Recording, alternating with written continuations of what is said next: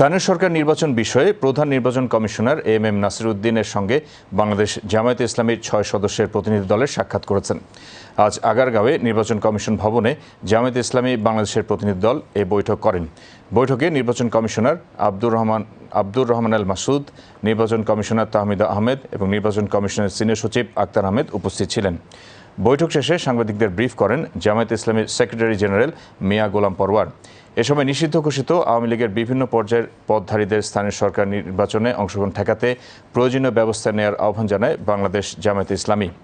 বৈঠকে বাংলাদেশ জামায়াতে ইসলামীর প্রতিনিধি দলের সদস্যদের মধ্যে দলটির সেক্রেটারি জেনারেল মিয়া গোলাম পরওয়ার, সহকারী secretary general doctor HM. Hamidur Rahman Azad, সহকারী সেক্রেটারি জেনারেল এবং কেন্দ্রীয় প্রচার ও মিডিয়া বিভাগের সেক্রেটারি অ্যাডভোকেট এহসানুল মাহবুব জুবায়ের, সহকারী secretary general Moazzem Hossain Helal, senior আইনজীবী ও কেন্দ্রীয় কর্মপরিষদ সদস্য অ্যাডভোকেট জসিমউদ্দিন সরকার এবং সিনিয়র আইনজীবী ও কেন্দ্রীয় কর্মপরিষদ সদস্য অ্যাডভোকেট শিশির মোহাম্মদ মনির উপস্থিত ছিলেন।